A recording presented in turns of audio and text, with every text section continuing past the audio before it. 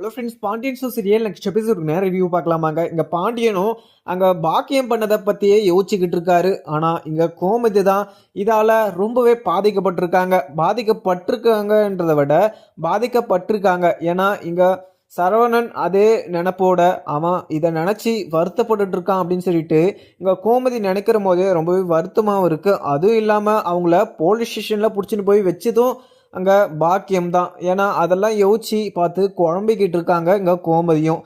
அதுக்கப்புறம் இங்கே ராஜியும் இங்கே கதிருமே பார்த்தீங்கன்னா 2 பேரும் உக்காந்துக்கிட்டு நம்மளவே எந்த தப்பும் பண்ணாதவங்களவே அங்கே போலீஸ் ஸ்டேஷன் வரையும் உட்கார வச்சுட்டாங்களே, எனக்கு ரொம்பவே பார்த்தோன்னா கஷ்டமாகவும் இருக்குது. அதுவும் இல்லாமல் இங்கே கோமதியாத்தையும் உங்கள் மாமாவுமே 2 பேரும் இதை நினச்சி ரொம்பவே வருத்தப்பட்டு இருப்பாங்க. அங்கே இங்கே சரவண் மாமா கூட அவரு கூட பார்த்தீங்கன்னா ரொம்பவே வருத்தப்பட்டு இருப்பார். ஏன்னா இப்போ அவரோட லைஃபே பார்த்தீங்கன்னா ஃபர்ஸ்ட் ஸ்பாயில் ஆகிடுச்சு அப்படின்னு சொல்லிட்டு இங்கே ராஜியுமே கதிர்கிட்ட சொல்லிக்கிட்டு இருக்காங்க. கதிருமே இங்கே ராஜியை போலீஸ் ஸ்டேஷனில் உட்கார வச்சது ரொம்பவே கஷ்டமாக இருந்தாலையும், அதுவும் இல்லாமல் இங்கே ராஜி போலீஸ் ஆகி அங்கே போலீஸ் ஸ்டேஷனில் போய் உட்கார வேண்டியவ இப்போ அவளை நம்ம குற்றவாளியாக போலீஸ் ஸ்டேஷனில் போய் உட்கார வச்சிட்டோம் அப்படின்ற குற்றவாளிகளுமே அங்கே உட்காந்துக்கிட்டு இருக்காரு கதிருமே. அதுக்கப்புறம் முத்துவேலும் அங்கே பாண்டியனை பார்த்து நீ ஓகேவா அப்படின்ற மாதிரி தலையவே ஆட்டிருப்பாரு. அதை பார்த்துட்டு இங்கே பாண்டியனும் தலையாட்டிட்டு அங்கே சைலண்டாகவும் போயிட்டாரு. இங்கே பாண்டியன் வண்டியில் போகிற போதே அங்கே யோசிச்சுக்கிட்டு தான் போயிட்டு இருக்காரு.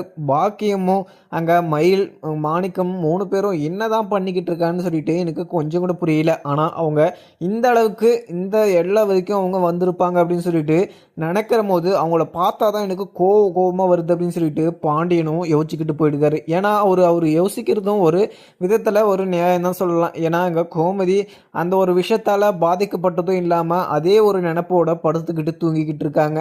தூங்கிக்கிட்டு இருக்கும்போதே அந்த ஒரு நினப்போட அதே மாதிரி பேசிக்கிட்டுமே இருக்காங்க. அது பார்த்து இங்கே பாண்டியனுக்கு ரொம்பவே வருத்தமாகவும் இருக்குது. அதுக்கப்புறம் இங்கே முத்துவேல் சக்திவேல் அப்பத்தா சரவணன் சொல்லிட்டு குமாரன் சொல்லிட்டு குமாருமே அங்கே உக்காந்துக்கிட்டு இருக்க. அதுக்கப்புறம் அப்பத்தாவும் குமார் நம்ம வீட்டில் இருந்து எல்லாருமே அவங்களுக்கு துணையாக போய் நின்றது எனக்கு மிகப்பெரிய சந்தோஷம். இதுக்கு மேலே இவங்க 2 பேரும் பேசுறதுனா கூட எனக்கு சந்தோஷம்தான். ஏன்னா அவங்களுக்கு ஒன்றுனா இவங்க போய் நிற்கிறாங்க அப்படின்னு சொல்லிட்டு நான் நினைக்கிற போது ரொம்பவே சந்தோஷமாக இருக்குது. நிற்கிறதும் இல்லாமல் அவங்கள வெளியே கொண்டு வந்தது எல்லாமே இவங்க தான் அப்படின்னு நினைக்கிற போது எனக்கு ரொம்பவே சந்தோஷமாக இருக்குது. இவங்க 2 பேரும் ரொம்ப நாளாக சேராமல் அங்கே சண்டை போட்டுக்கிட்டே இருந்தாங்க. ஆனால் இப்போ 2 பேரும் சேர்ந்து இப்போ சந்தோஷமாக இருக்க போகிறாங்க அப்படின்னு சொல்லிட்டு நினைக்கிற போது எனக்கு சந்தோஷமாக தான் இருக்குது அப்படின்ற மாதிரியுமே அப்பா தான் சொல்லியிருப்பாங்க. இங்கே சக்திவேலும் முத்துவேலும் நாங்கள் அவங்கள வெளிக்கொண்டுட்டு வந்துட்டோம் அப்படின்றதுனால அவங்க கூட ஒன்று சேர்ந்துட்டோம் அப்படின்றதெல்லாம் இல்லை. ஆனால் அவங்களுக்கும் எங்களுக்கும் நிறைய பகை இருந்தாலுமே அவங்க உள்ளே இருக்காங்க அப்படின்னு சொல்லிட்டு எங்களால் பார்த்துக்கிட்டு இருக்க முடியாது. அவங்கள அதனால தான் வெளியே கொண்டு வந்தோம். ஆனால் அவங்க கிட்ட மட்டும் சேர்ந்து நாங்கள் சந்தோஷமாக இருக்கவும் மட்டும் நினச்சிக்காத பார்த்தா அப்படின்னு சொல்லிட்டு இங்கே முத்துவேல் சொல்லிடுறாரு. உடனே இங்கே சக்திவேலும் அண்ணா அப்படி சொல்லுண்ணே, அந்த பரதேசி பாண்டியன் குடும்பத்தில் நாம் போய் அங்கே ஒட்டு வர்றதா அது மாதிரிலாம் இல்லைண்ணா, நீங்கள் கரெக்டாக சொன்னீங்க அப்படின்னு சொல்லிட்டு இங்கே சக்திவேல் சொல்கிறாரு. உடனே இங்கே அப்பத்தாவும் முத்து நீ சொன்னது ஓகே தான், ஆனால் நீங்கள் அவங்களுக்காக போயிட்டு நின்றீங்க பார்த்தீங்களா, எனக்கு அதுவே போதும் சக்திவேல் அப்படின்னு சொல்லிட்டு இங்கே அப்பத்தாவுமே பெருந்தன்மையாக சொல்லிடுறாங்க. உடனே இங்கே வடிவும் மாறியும் அங்கே இவங்க பேசுகிறதெல்லாம் பார்த்துட்டு கொஞ்சம் குழப்பமாக தான் நின்றுக்கிட்டு இருக்காங்க. என்னடா இவங்க போய் அவங்கள காப்பாற்றிட்டு அதுவும் இல்லாமல் அவங்க கூட பேச மாட்டேன்னு வேற சொல்கிறாங்க, இவங்க என்ன தான் பண்ணுறாங்கன்னு சொல்லிட்டு எனக்கு கொஞ்சம் கூட புரியல அப்படின்ற மாதிரி தான் வடிவும் மாறியும் நின்றுக்கிட்டு இருக்காங்க. அதுக்கப்புறம் இங்கே மீனாவும் செந்திலும் 2 பேரும் உக்காந்துக்கிட்டு இருக்க. இங்கே செந்திலும் மீனா கிட்ட மீனா எனக்கு இங்கே சரவணனோட வாழ்க்கையை பார்த்தா எனக்கு ரொம்ப வருத்தமாகவும் இருக்குது. அதே மாதிரி இந்த பிரச்சனை முடிஞ்சா அவனுக்கு ஒரு நல்ல பொண்ணை பார்த்து நானே அவனுக்கு கட்டி வைக்கணும். ஏன்னா அவனோட லைஃபு இவ்வளோ நாசமாக போயிடுச்சு. இதுக்கு மேலேயுமே அவன் ஒண்டி கண்டியாக வாழக்கூடாது. ஏன்னா அவனுக்கும் ஒரு துணை வேணும். அவன் இதை நினச்சி ரொம்பவே வருத்தப்பட்டு இருந்தாலுமே அவனோட வாழ்க்கையை நம்ம சரி பண்ணணும்னா நம்ம இந்த ஒரு முடிவை தான் எடுக்கணும் அப்படின்ற மாதிரியுமே இங்கே செந்தில் சொல்லுவார். உடனே மீனாவும் என்னடா இவர் இது மாதிரி பேசிக்கிட்டு இருக்காரு அப்படின்னு சொல்லிட்டு யோசிப்பாங்க. ஏன்னா அவங்க மயிலுக்கு சப்போர்ட் பண்ணுறாங்கன்னு மட்டும் நினச்சிடாதீங்க. ஏன்னா இங்கே 2 பேர் சைடும் என்ன நியாயம் இருக்கோ அதை தான் மீனாவுமே பேசுவாங்க. ஆனால் இங்கே மயில் பற்றின விஷயமே இங்கே மீனா பேசாமல் உட்காந்துக்கிட்டு இருக்காங்க. ஏன்னா அந்த விஷயத்த எடுத்தாவே இங்கே செந்தில் நீ அவங்களுக்கு சப்போர்ட் பண்ணுறியா அப்படின்ற மாதிரியுமே கேட்டுருவாங்க. அப்படின்றதுனால இங்கே மீனாவுமே அவங்கள பற்றி பேசாமல் தான் உட்காந்துக்கிட்டு இருக்காங்க. உடனே இங்கே முத்துவேலும் ஒரு முடிவு வருது. ஏன்னா இந்த கோமதி ரொம்பவே வருத்தப்பட்டு இருப்பா. அவளுக்கு ஆறுதலாக 4 வார்த்தை பேசணும் அப்படின்றதுனால அங்கே முத்துவேலும் அங்கேருந்து கிளம்புறாரு. உடனே இங்கே சக்திவேலும், அண்ணா எங்கண்ணா போகிறீங்க அப்படின்ற மாதிரியுமே சக்திவேல் பின்னாடியே கிளம்புறாரு. உடனே வா நான் சொல்கிறேன் அப்படின்ற மாதிரியுமே முத்துவேல் கிளம்பவும் உடனே சக்திவேல் முத்துவேல்னு சொல்லிட்டு இங்கே கோமதி வீட்டில் போகிறாங்க. இவங்க 2 பேரும் போகிறத பார்த்துட்டு இங்கே அப்பத்தாக்கு ரொம்பவே ஆச்சரியமாகவும் இருக்குது. அதுக்கப்புறம் இவங்க 2 பேரும் உள்ளே போயிட்டு அங்கே நிற்கவும் உடனே அரசியும் ராஜியும் வெளியே வரவங்க. உடனே இவங்க 2 பேரையும் பார்த்தது ரொம்பவே உறைஞ்சி போய் நின்றுக்கிட்டு இருக்காங்க. அதுக்கப்புறம் உள்ளே போயிட்டு இங்கே கோமதியுமே கூட்டிகிட்டு வராங்க. கோமதியும் என்னடி என்ன ஆச்சு அப்படின்ற மாதிரியுமே கேட்குறாங்க. உடனே இங்கே முத்துவேலும் சக்திவேலும் வந்திருக்காங்கம்மா அப்படின்னு சொல்லிட்டு இங்கே அரசி சொல்கிறாங்க. அரசி சொன்னதை கேட்டதும் இங்கே கோமதி ரொம்பவே சந்தோஷமாக அங்கே ஓடி வந்து முத்துவேலை கட்டி பிடிச்சிக்கிட்டு, அண்ணா வாங்கண்ணே, நான் ரொம்பவே அதை நினச்சி வருத்தப்பட்டுட்டு இருந்தேன், ஆனால் நீங்கள் வந்திருக்கீங்க அப்படின்னு சொல்லிட்டு இவங்க சொன்னதும் எனக்கு ரொம்பவே சந்தோஷமாயிடுச்சுண்ணே. அண்ணா என்ன விஷயம்னா எதுக்காக வந்திருக்கீங்க அப்படின்ற மாதிரியுமே கேட்டுட்டு, அண்ணா காஃபி எதனா சாப்பிட்றீங்களா அப்படின்ற மாதிரியுமே கேட்குறாங்க. உடனே எங்கள் முத்துவேலும், கோமதி எனக்கு எதுவுமே வேணாம், ஆனால் ஒரு நல்ல விஷயம் தான் நான் பேசுறதுக்காக வந்திருக்கேன் அப்படின்னு சொல்லிட்டு இங்கே முத்துவேல் சொல்கிறாங்க. கோமதி நீ கொஞ்ச நேரம் உக்கார் அப்படின்னு சொல்லிட்டு அங்கே உக்காரவே வைக்கிறாங்க. அதுக்கப்புறம் கோமதி நான் இப்போ சொல்கிறதுல உனக்கு விருப்பம் இருக்கா இல்லையான்னு சொல்லிட்டு எனக்கு கொஞ்சம் கூட புரியாது, ஆனால் நான் சொல்கிறது இங்கே சரவணனுக்கு நல்ல ஒரு லைஃப்பை அமைக்கும் அப்படின்ற மாதிரி எனக்கு சந்தோஷமாக இருக்குது அப்படின்ற மாதிரியுமே இங்கே முத்துவேல் சொல்கிறாங்க. ஆனால் முத்துவேல் சொல்கிறத கேட்டுக்கிட்டு இங்கே அரசி ராஜி இங்கே கோமதின்னு சொல்லிட்டு இவங்க 2 பேர் எல்லாருக்குமே குழப்பமாகவும் இருக்குது. அதுக்கப்புறம் முத்துவேலும் இங்கே சரவணோட வாழ்க்கையை நம்ம சரி பண்ணணும்னா ஒரே முடிவு தான் இருக்குது. அதே மாதிரி எங்களோட சித்தி பொண்ணு வந்து இங்கே கல்யாணம் ஆகாமல் தான் இருக்கா, அவளுக்கு நம்ம சரவணனை கட்டி வச்சிடலாமா அப்படின்ற மாதிரியுமே இங்கே முத்துவேல் கேட்குறாரு. இதை கேட்டதும் அங்கே கோமதிக்கு பயங்கரமாக சந்தோஷமாக இருக்குது. அதுவும் இல்லாமல் இப்போ இவ்வளோ பிரச்சனை ஓடிக்கிட்டு இருக்கு, அந்த சமயத்தில் நம்ம இது மாதிரி வைக்க முடியுமாண்ணே அப்படின்னு சொல்லிட்டு இங்கே கோமதி கேட்குறாங்க. அதுக்கப்புறம் இங்கே முத்துவேலும், கோமதி நீ எதுக்குமே ஃபீல் பண்ணாதம்மா, சரவணனோட வாழ்க்கையை சரி பண்ண வேண்டியது என்னோட பொறுப்பு. ஏன்னா சரவணனை இப்படியே பார்த்துக்கிட்டு என்னால் இருக்க முடியாது, அவனோட லைஃபு ரொம்பவே பார்த்தினா இது மாதிரி நாசமாக ஆயிடுச்சு அப்படின்னு சொல்லிட்டு நினைக்கிற போது எங்கள் வீட்டு ஆளுங்களுக்கும் சரி எனக்கும் சரி எனக்கு ரொம்பவே கஷ்டமாகவும் இருக்குது. அதே மாதிரி சரவணன் ரொம்பவே நல்லவன், அதே மாதிரி நல்லவனை இப்படியெல்லாம் ஏமாற்றிக்கிட்டு இருக்காங்க அப்படின்னு சொல்லிட்டு நினைக்கிற போது எனக்கு ரொம்பவே அசிங்கமாகவும் ரொம்பவே வருத்தமாகவும் இருக்குது. ஏன்னா இங்கே மயிலும் அவங்க அம்மா பாக்கியம் மாணிக்கம்னு சொல்லிட்டு அவங்க எல்லாமே ஃப்ராடு ஃபேமிலி. மறுபடியும் இந்த வீட்டில் மட்டும் நீங்கள் அவங்கள சேர்க்காதீங்க. இங்கே சரவணுக்கு நல்லா இருக்கணும் அப்படின்னு சொல்லிட்டு தான் இந்த ஒரு வரத்தை நான் சொன்னேன். ஏன்னா உங்களுக்கு இதில் விருப்பம் இருந்தால் நீங்கள் யோசிச்சுட்டே சொல்லலாம். ஏன்னா இதில் உங்களுக்கு விருப்பம் இருக்கா இல்லையான்னு சொல்லிட்டு எனக்கு கொஞ்சம் கூட புரியல, ஆனால் இந்த விஷயத்த உங்ககிட்ட சொல்லலாம் அப்படின்னு சொல்லிட்டு எனக்கு தோணுச்சு, அதனால நான் சொல்லிட்டேன் அப்படின்ற மாதிரியுமே இங்கே முத்துவேலன்னு சொல்லிடுறாரு. உடனே இங்கே ஆஃபீஸுக்கு செந்திலுமே கிளம்பிடுறாரு. உடனே மீனா நம்ம வீட்டுக்கு போயிட்டு அப்படியே ஆஃபீஸுக்கு போயிடலான்னு சொல்லிட்டு இங்கே கோமதி வீட்டுக்குமே கிளம்பி வந்துக்கிட்டு இருக்காங்க. அதுக்கப்புறம் இங்கே கோமதி வீட்டுக்குமே வந்துட்டு உள்ளேயுமே வராங்க மீனா. அதுக்கப்புறம் மீனா உள்ளே வந்ததும் இங்கே கோமதி முத்துவேல் சக்திவேல்னு சொல்லிட்டு எல்லாருமே உக்காந்து பேசிக்கிட்டு இருந்த பார்த்துட்டு என்ன இவங்கெல்லாம் வந்திருக்காங்க அப்படின்ற மாதிரியுமே இங்கே மீனா யோசிச்சுக்கிட்டு இருக்க. அதுக்கப்புறம் சக்திவேல் மறுபடியும், கோமதி நான் இதை சொல்கிறேன்னு சொல்லிட்டு தப்பாக நினச்சிக்காத, நான் மறுபடியும் சொல்கிறேன், ஆனால் சரவணோட வாழ்க்கை நல்லா இருக்கணும்னா அந்த பொண்ணை கல்யாணம் பண்ணி வச்சாதான் முடியும்.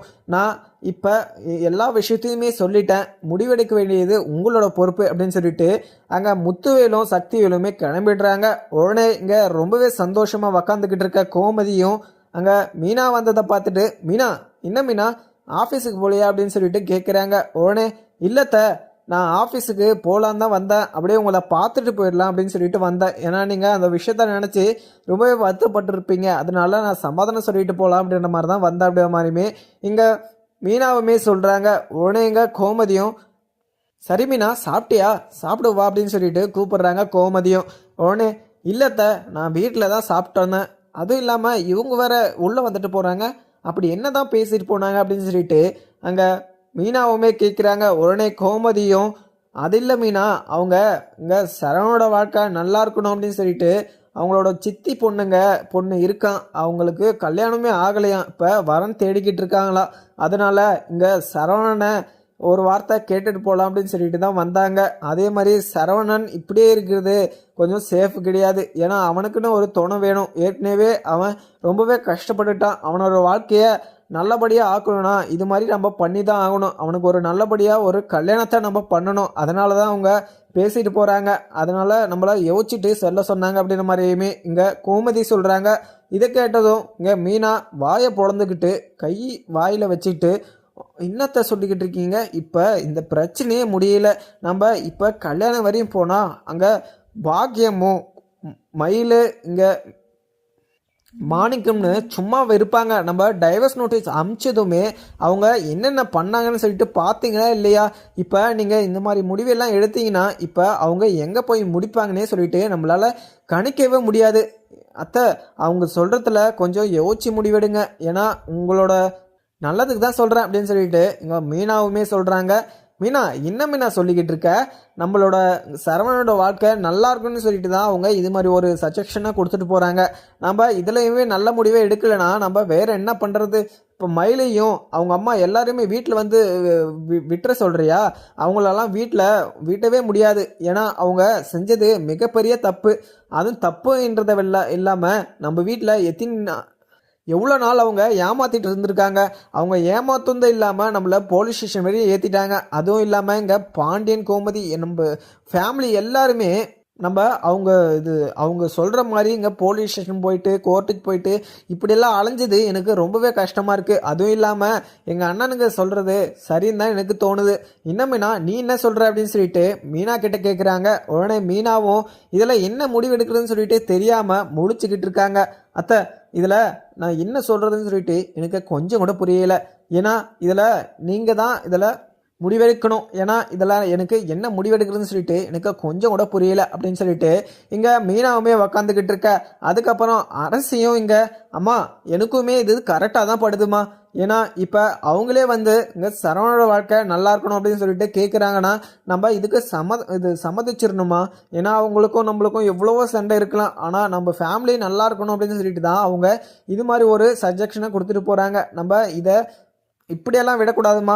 சரவணனோட வாழ்க்கையை நம்ம நல்லபடியாக மாற்றணும். ஏற்கனவே நம்ம பார்த்த சம்பந்தம் பார்த்தீங்கன்னா ரொம்பவே நாசமாக இது கேவலமாக பண்ணிட்டாங்க. அது மாதிரிலாம் நம்ம பார்க்காம நல்ல சம்பந்தமாக பார்த்துட்டு நம்ம கல்யாணம் பண்ணி வைக்கிறது தான் எனக்கும் சரின்னு படுது அப்படின்னு சொல்லிட்டு இங்கே அரசியுமே சொல்கிறாங்க.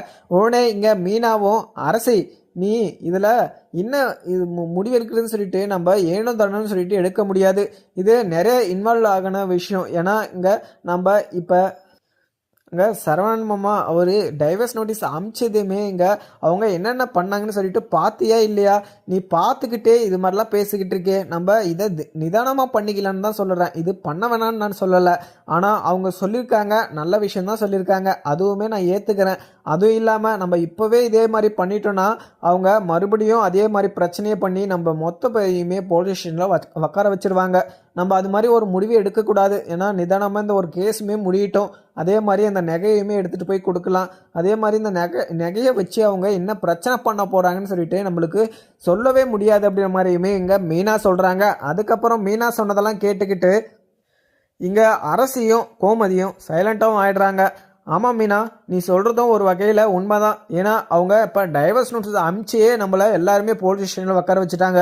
அதுவும் இல்லாமல் எங்கள் சரவணனுக்கு கல்யாணம் பண்ண போகிறோம் அப்படின்னு சொல்லிட்டு தெரிஞ்சிச்சுன்னா நம்மளை என்ன பண்ணுவாங்கன்னே சொல்லிட்டு தெரியாது. ஃபஸ்ட்டு இந்த பிரச்சனையை முடிக்கணும். அதே இல்லாமல் சரவணனுக்கு எங்கள் மயில்கிட்ட இருந்து டைவர்ஸ் வாங்கணும். அதுக்கப்புறம் நம்ம எந்த ஒரு முடிவாக இருந்தாலுமே எடுத்துக்கலாம் அப்படின்னு சொல்லிட்டு கோமதியும் ஒரு முடிவுக்கு வந்துடுறாங்க. அதுக்கப்புறம் மீனாவும், அத்தை எனக்கு ஆஃபீஸுக்கு டைம் ஆகிடுச்சு, நான் கிளம்புறேன் அத்தை, மாமா வந்தால் சொல்லிவிடுங்க அப்படின்ற மாதிரியுமே இங்கே மீனா கிளம்பிடுறாங்க. இங்கே பாண்டியனும் கடைக்கு போயிட்டு உக்காந்துக்கிட்டு இங்கே சரவணனை பற்றி கோமதி பற்றியே நினச்சிக்கிட்டு இருக்காங்க. அவங்கள பற்றி நினச்சாலுமே அங்கே கஷ்டமாக தான் இருக்குது. அதுவும் இல்லாமல் இங்கே மயில் ஃபேமிலியை நினச்சா பயங்கரமாக கோவத்தில் தான் உக்காந்துக்கிட்டு இருக்காரு. இங்கே கடைக்கு வர கஸ்டமரும் உங்கள் வீட்டில் என்ன பிரச்சனை, நீங்கள் போலீஸ் ஸ்டேஷன்லாம் போயிட்டு வந்தீங்களே அப்படின்ற மாதிரியுமே விசாரிச்சுக்கிட்டே இருக்காங்க. இதெல்லாம் கேட்குற போது இங்கே பாண்டியனுக்கு ரொம்பவே வருத்தமாக இருக்குது. இவங்கெல்லாம் கேட்டுட்டு இவங்கெல்லாம் மொத்த பேரையுமே அமுச்சு விட்டுட்டு கடையுமே க்ளோஸ் பண்ணிடுறாரு. அதுக்கப்புறம் இங்கே நம்ம கோயிலுக்குமே போயிட்டு வந்துடலான்னு சொல்லிட்டு இங்கே பாண்டியனும் கோயிலுக்குமே கிளம்பிடுறாரு. அதுக்கப்புறம் இங்கே பழனிவேலும் இங்கே சரவணன்கிட்ட சமாதானமும் சொல்லிக்கிட்டு இருக்காங்க. சரவணன் ஆனால் பைத்தியக்கார மாதிரி ஆயிட்டாரு. ஏன்னா இந்த ஒரு பிரச்சனையில் நிறைய ஒரு கஷ்டமாகவும் ஆயிடுச்சு இங்கே சரவணனுக்கு. கஷ்டன்றதை விட அவங்க ஃபேமிலியவே தூக்கிட்டு போயிட்டு இங்கே போலீஸ் ஸ்டேஷன் வரையும் வச்சுட்டாங்க அப்படின்றது தான் அவங்களுக்கு மிகப்பெரிய கஷ்டமாக இருக்குது. அதுவும் இல்லாமல் இங்கே மயில் இது மாதிரி ஒரு விஷயத்த பண்ணுவாங்க அப்படின்னு சொல்லிட்டு இங்கே சரவணனுமே எக்ஸ்பெக்டே பண்ணிக்க மாட்டார். ஆனால் அவங்க பண்ணிட்டாங்க. இதுக்கு மேலேயுமே அவங்க இந்த வீட்டுக்குள்ளேயே வரக்கூடாது அப்படின்ற மாதிரியுமே சரவணன் முடிவு எடுத்துடுறாரு. அதுக்கப்புறம் என்ன இருக்குன்னு பார்க்கலாமாங்க. வீடியோ பிடிச்சிருந்தா லைக் பண்ணுங்கள். Thank you friends.